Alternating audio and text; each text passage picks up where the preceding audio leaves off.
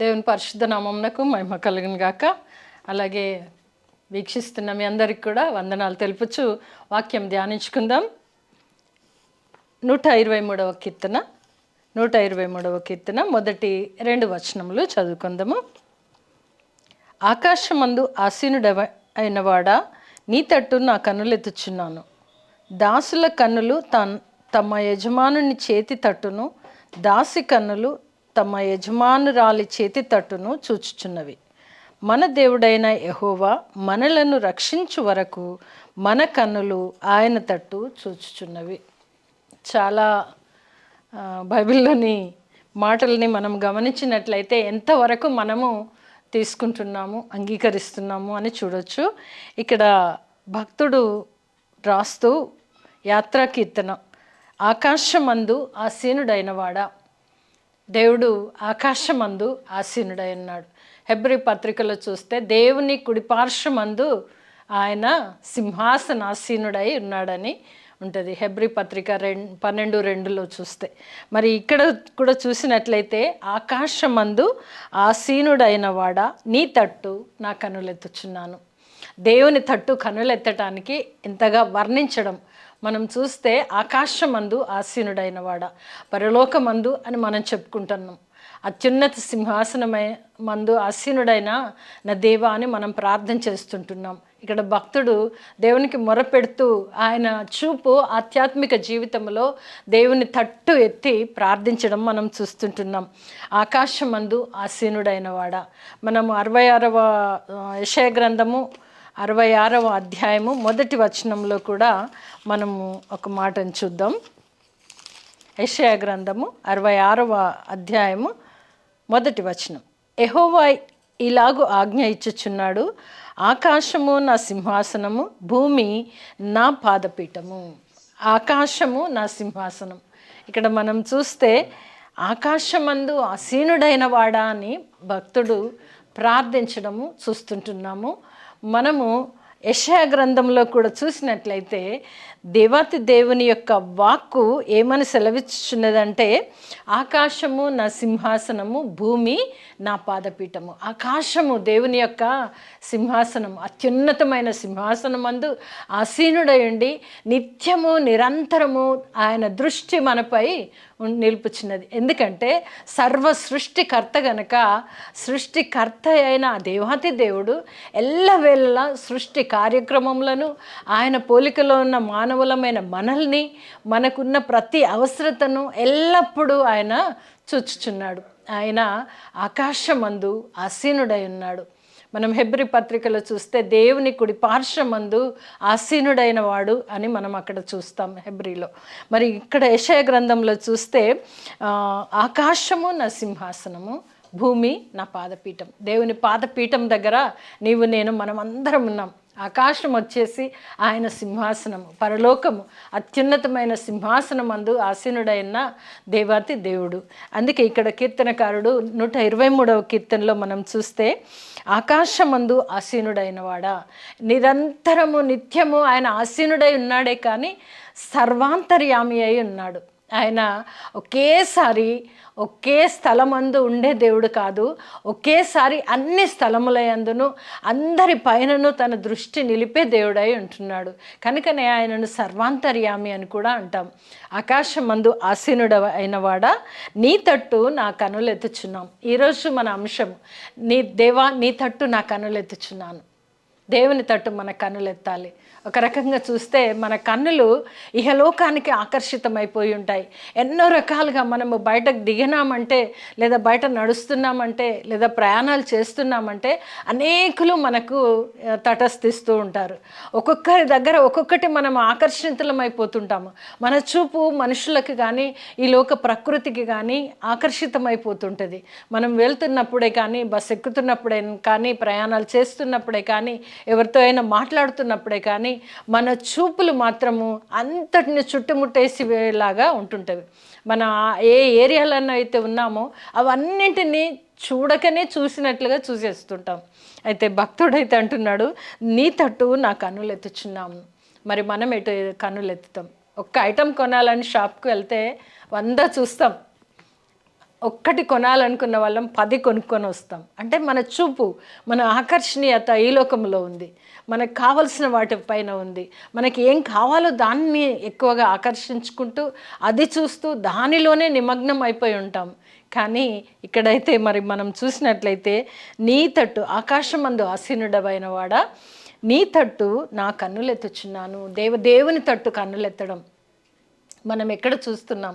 మన చూపుల్ని మనం ఒకసారి మనల్ని మనమే పరిశీలించుకున్నట్లయితే, మన చూపులు ఎల్లప్పుడూ మన చుట్టూ పరిసర ప్రాంతాలనే చూస్తూ ఉంటాం. దేవుడిని ఎప్పుడు చూస్తాము? అవసరంతో ఉన్నప్పుడా, దేవుడికితో మాట్లాడాలని అనుకున్నప్పుడా, ఎప్పుడు చూస్తాము అనేది కూడా ఒకసారి మనం పరిశీలించుకోవాలి. ఎందుకంటే భక్తులు మొరపెట్టేది ఏంటంటే, దేవా నీ తట్టు నా కన్నులెత్తుచున్నానయ్యా, నాకు సహాయం ఎక్కడి నుండి వచ్చిందని 121 కీర్తనలో కూడా మనం చూస్తే, 121 కీర్తనలో చూస్తే, కొండల తట్టు నా కన్నులెత్తుచున్నాను, నాకు సహాయం ఎక్కడి నుండి వచ్చును. ఇక్కడ కూడా మనం చూడవచ్చు, నా కన్నులు ఎత్తుచున్నాను. మొట్టమొదట మనం చూడాలి. మనం చూసినప్పుడు మన హృదయంలో, మన మనసులో దేవుని గురించిన ఆలోచన వచ్చినప్పుడు దేవునితో ముచ్చటించే వారంగా మనం ఉంటాము. ఈ లోకానుసారమైనవన్నీ కనిపించినప్పుడు వాటిపైనే మన ధ్యాస, వాటిపైనే మన ఆలోచన, అవే కావాలని మనం కోరుకుంటాం. ఎప్పుడైతే దేవుని తట్టు మనం చూస్తామో, ఆ దేవుణ్ణి ఎరిగి ఉంటామో, ఆయన నుండి సహాయం వచ్చే వరకు ఆయన తట్టే మన చూపు ఉంటుంది.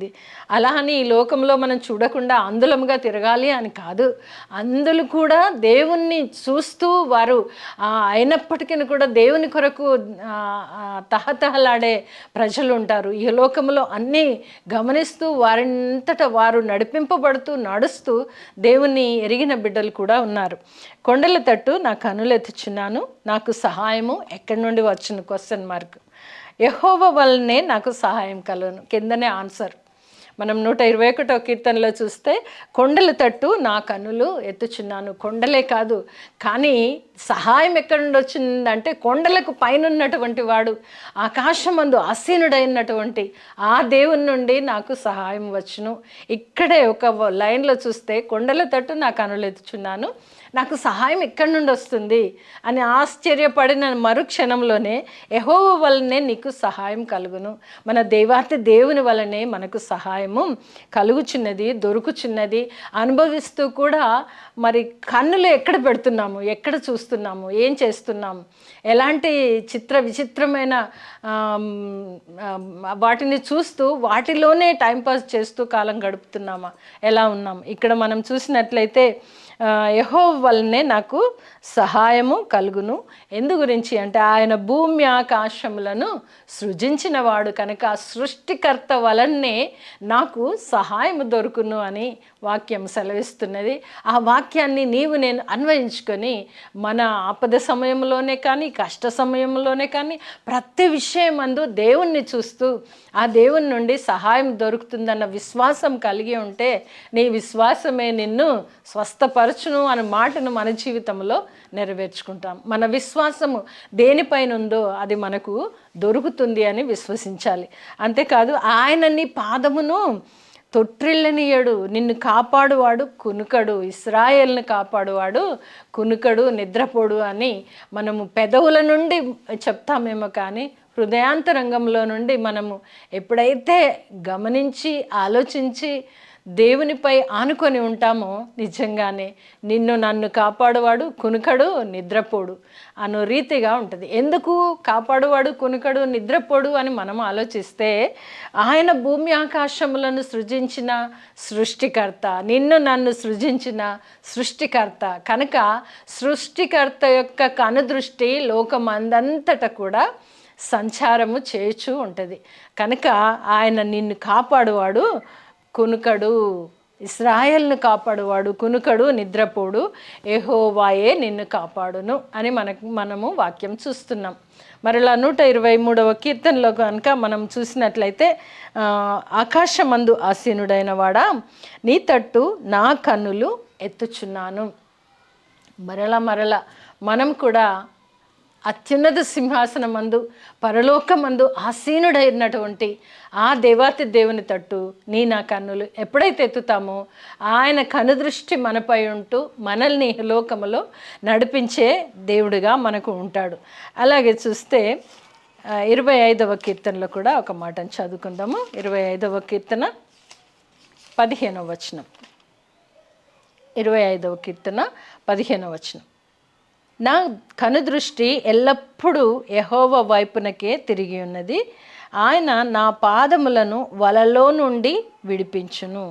నా కనుదృష్టి ఎల్లప్పుడూ ఎవరి వైపు? దావీదు భక్తుడు రాస్తూ అంటున్నటువంటి మాట ఏంటంటే, నా కనుదృష్టి ఎల్లప్పుడూ, ఒక్కప్పుడే, లేదా ఆపదలో ఉన్నప్పుడే, లేదా కింద పడినప్పుడే, కాలికి దెబ్బ తగిలినప్పుడే, కంటికి దెబ్బ తగిలినప్పుడే, లేదా నా నోరు జారినప్పుడే అని చెప్పట్లేదు.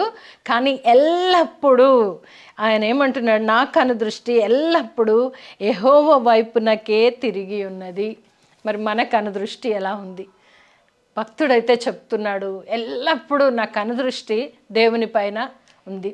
అందుకే ఆకాశమందు ఆసీనుడైన ఆ దేవుని తట్టు నా కనులు ఎత్తుచున్నాను. ఈరోజు మన అంశం కూడా, దేవా నీ తట్టు నా కనులు ఎత్తుచున్నాను, నాకు సహాయం ఎక్కడి నుండే కాదు నీ నుండే వచ్చును అని ఒక ప్రగాఢమైన విశ్వాసం చేత మరి భక్తుడు చెప్తున్నాడు, నా కనుదృష్టి ఎల్లప్పుడూ యెహోవా వైపునకే తిరిగి ఉన్నది. ఆయన నా పాదములను వలలో నుండి విడిపించును. మనకు తెలియకుండా చాలాసార్లు చిన్నపిల్లల మాదిరి తప్పటడుగులు వేస్తూ తప్పులో పడిపోయిన సమయంలో కూడా ఇక్కడ భక్తుడైతే వలలో నుండి తప్పించును అని అంటున్నాడు. అలాంటి పరిస్థితిలో కూడా ఆ దేవాతి దేవుని వైపు మన కనుదృష్టి ఉన్నప్పుడు ఆయన మనల్ని తప్పించే దేవుడుగా ఉంటున్నట్టు మనము చూస్తుంటున్నాం. కనుక నీవు నేను ఎల్లవేళలా దేవుని తట్టు చూసేవారంగా ఉండాలి. మన కనుదృష్టి ఎక్కడుంది? మనం ఏ తట్టు కన్నులు ఎత్తుచున్నాము? దేవుని తట్టు కన్నులు ఎత్తుచున్నామా? ఇహలోకము తట్టు కన్నులు ఎత్తుచున్నామా? ఎక్కడ కన్నులు ఎత్తుచున్నాము? అలా అని దేవుని తట్టు చూస్తే ఇదంతా ఎలా అని అనుకోవడానికి లేదు. ఆయన నడిపించేవాడు. వలలో నా కాలు పడినప్పుడు విడిపించు దేవుడు అని భక్తుల యొక్క విశ్వాసాన్ని మనం చూస్తుంటున్నాం. ఈరోజు మన విశ్వాసాన్ని కూడా అలాగే బలపరుచుకోవడానికే దైవ వాక్కులను నీవు నేను చదువుతూ ధ్యానిస్తుంటున్నాం. అలాగే 141వ కీర్తనలో కూడా మనం ఒక మాటను చూద్దాం. 141వ కీర్తన 8వ వచనం. యెహోవా నా ప్రభువా, యెహోవా నా ప్రభువా, నా కన్నులు నీ తట్టు చూచుచున్నవి. మరలా యెహోవా నా ప్రభువా, దేవుణ్ణి పిలుస్తూ నా కన్నులు ఉన్నాయ్యా, నువ్వు నాకు ఇచ్చిన కన్నులు నీ తట్టే చూచుచున్నవి. ఎల్లప్పుడూ కూడా నిన్నే చూస్తున్నాను, ఎల్లప్పుడూ కూడా నీ నుండే. ఎందుకంటే నేను తప్పటడుగు వేసి నా కాలు జారిన వేళ, వలలో పడిన వేళ ఆ దాంట్లో నుండి తప్పించేవాడవు నీవే కనుక నేను నీ తట్టు చూచుచున్నానని మనము వాక్యం చదువుతున్నాం. యెహోవా నా ప్రభువా, నా కన్నులు నీ తట్టు చూచుచున్నవి, నీ శరణు చొచ్చి ఉన్నాను. ఎంత చక్కగా అంటే పూర్తిగా దేవునికి సరెండర్ అయిపోయి తనను తాను దేవునికి అప్పగించుకొని పలుకుతున్నటువంటి మాటలు. ప్రతి విషయంలో కూడా, ఆపదలో కానీ సంతోషంలో కానీ, ప్రతి విషయంలో కాలు జారిన వేళ కానీ, వలలో చిక్కుకున్న వేళ కానీ ఎవరి తట్టు చూస్తానని తీర్మానం చేసుకుంటున్నానంటే, నీ తట్టు చూచున్నాను, నేను ఎల్లప్పుడూ నీ తట్టు చూచున్నాను. ప్రభువా నా కన్నులు నీ తట్టే చూచుచున్నవి. ఈరోజు మన అంశం కూడా, దేవా నీ తట్టు నా కన్నులు ఎత్తుచున్నాను. మనమందరం కూడా వాక్యం వింటున్నాము. మనకి ఏ సమయము ఎలా ఉంటుందో, ఏ రోజుకి ఆ రోజు దేవుడు బహుమానంగా ఇస్తున్నాడు. ఆ సమయంలో మంచి జరగవచ్చు, చెడు జరగవచ్చు, రెండు అనుభవించాల్సిన బాధ్యత మనదే. కనుక ఆ సమయాన్ని దృష్టిలో పెట్టుకొని ఎల్లప్పుడూ మన కనుదృష్టి దేవుని వైపు ఉంటే ఆదుకునేవాడు కూడా దేవాతి దేవుడే అని నీవు నేను గమనించాలి. అలాగే 123వ కీర్తన మనం ముందుగా చదువుకున్నటువంటి మాటను ఒకసారి చూద్దాం. 2వ వచనం. 123వ కీర్తన 2వ వచనం. దాసుల కన్నులు తమ యజమానుని చేతి తట్టును.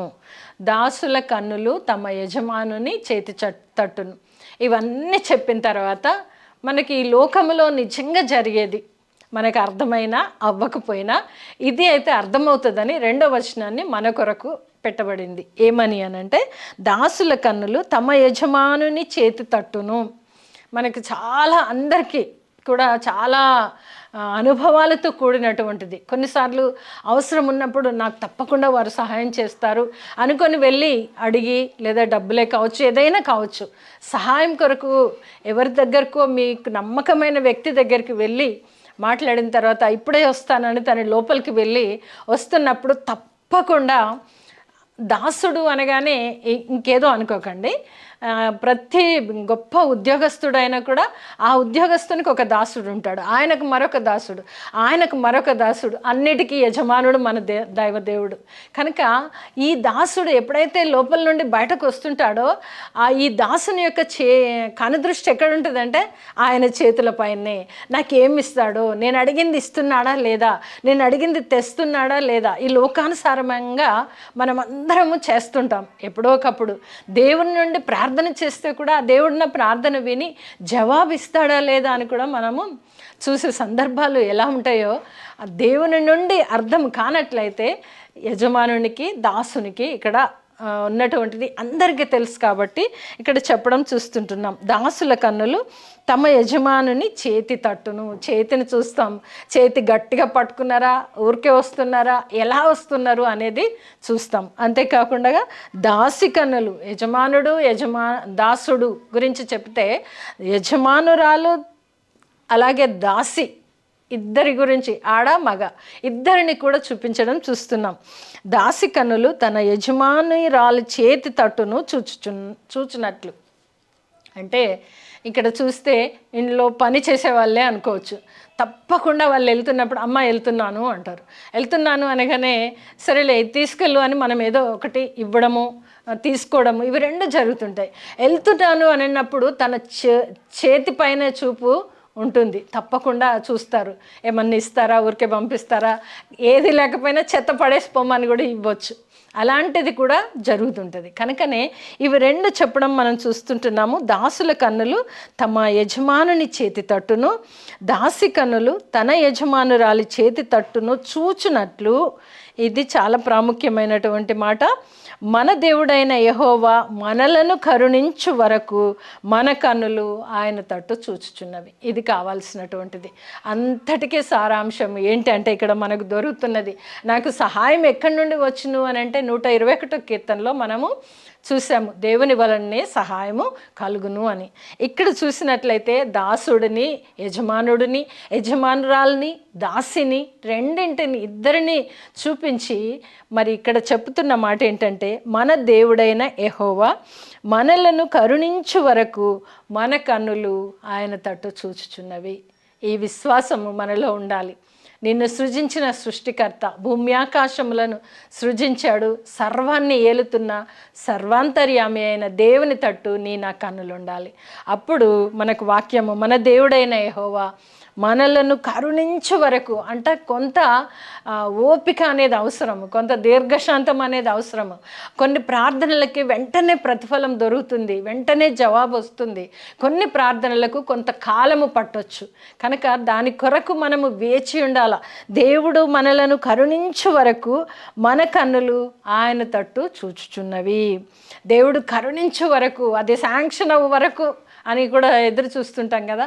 అలాగే దేవుడు ఎప్పుడైతే కరుణిస్తాడో నీవు నేను పెట్టుకున్నటువంటి అవన్నీ విజ్ఞాపనలన్నీ కూడా దేవుడి దగ్గర పెట్టి ఆయన తట్టు మనం కన్నులెత్తి ఉంటే ఏది ఎప్పుడు ఏ సమయంలో అవసరమో అది దేవుడు అందించే దేవుడు అంటున్నాడు. కనుక వాక్యం ఏమని మన దేవుడైన యెహోవా మనలను కరుణించు వరకు, లేదా మనకు ఇచ్చు వరకు, లేదా మనం అది పొందుకొని వరకు నీవు ఎలా ఎదురు చూడాలటంటే మన కన్నులు దేవాతి దేవుని తట్టు ఎదురు చూచినప్పుడు అది పొందుకునేంత వరకు, అది పొందుకునేంత వరకు ఓపికతో, సహనంతో, దీర్ఘశాంతముతో దేవుని వైపు చూచినప్పుడు అది మనము పొందుకుంటామని దైవవాక్యము సెలవిస్తుంది. కనుక ఈరోజు మనము దేవా నీ తట్టు నా కన్నులెత్తుచున్నానయ్యా.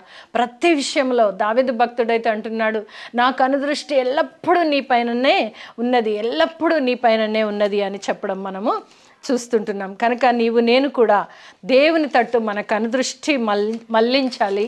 అంతేకాకుండా ఇంకొక మాటని చదువుకుందాము. యెషయా గ్రంథము 66వ అధ్యాయము 2వ వచనంలో మనం చదువుకుందాము. యెషయా గ్రంథము 66 2వ వచనము చివరి భాగంలో, ఎవడు దీనుడై నలిగిన హృదయము గలవాడై నా మాట విని వణుకుచుండునో వానిని నేను దృష్టించుచున్నాను. ఇది దేవుని నుండి వచ్చుచున్నటువంటి మాట.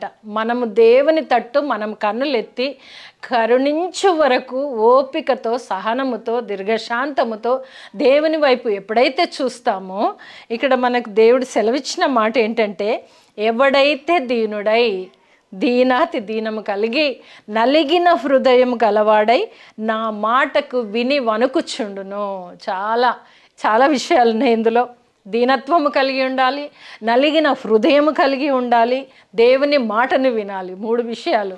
దీనత్వమును సొంతం చేసుకోవాలి, నలిగిన హృదయము కలవారికి దేవుడు ఆసన్నుడు అని మనం వాక్యం చూస్తాం. అలాగే నలిగిన హృదయుడై దేవుని మాట విని వణుకుచుండాలి, భయపడాలి. దేవుడు ఆయన పరిశుద్ధుడు, ఎల్లప్పుడూ నిత్యము పరిశుద్ధుడై ఉంటున్నటువంటి ఆ దేవాతి దేవుని మాటకి విని వణుకుచుండునో వాణిని నేను దృష్టించుచున్నాను. మరి మనం ఎలా ఉన్నాం? దేవుని కనుదృష్టి మన మీద పడుతుంది, కానీ ఎలా పడుతుంది అని అంటే, పూర్తిగా దేవుని దగ్గర నలిగిన హృదయం కలిగి, విరిగిన మనసు కలిగి, ఆయన మాట విని వణుకుచున్నప్పుడు, దేవునికి లోబడినప్పుడు, దేవునికి మొత్తం తను తాను సమర్పించుకున్నప్పుడు ఆయన ఏం చేస్తాడటంటే, నేను వానిని దృష్టించుచున్నాను, నేను చూచుచున్నాను. మనం చూసినంత మాత్రంలో సరిపోదు. ఎల్లప్పుడూ దేవా దేవా అంటూ పిలిస్తే సరిపోదు, కానీ మన హృదయాన్ని దేవుడు చూస్తున్నాడు. ఎవడైతే దీనుడై ఉంటాడో, నలిగిన హృదయం కలవాడై ఉంటాడో, అంతేకాదు దేవుని మాట విని వణుకుచు అంటే భయపడుచు, దేవుని ఆజ్ఞలకు, దేవుని మాటలకు భయపడుచుంటామో వానిపైన నా దృష్టి నిలుపుదును అని దైవవాక్యం సెలవిస్తుంది. కనుక మనము దేవుని తట్టు కనులెత్తాలి. ఆ కన్నులెత్తుటతో పాటు చేయాల్సిన పనులు ఏంటి అని అంటే, దీనుడై నలిగిన హృదయం కలవాడై దేవుని మాటకు విని భయపడుచు ఆయన మాటకు లోబడే వారిపైన దేవుని యొక్క కనుదృష్టి ఉంటుంది. కనుక ఈరోజు మనం వాక్యం ధ్యానించుకోవడమే కాదు, హృదయంలో భద్రపరుచుకొని దీనులమై నలిగిన హృదయం కలవారమై దేవుని మాటకు విని భయపడుచు ఆయన దృష్టికి పాత్రలమయ్యే కృపను దేవాతి దేవుడే మనందరికీ కలగచేయునుగాక. ఆమేన్.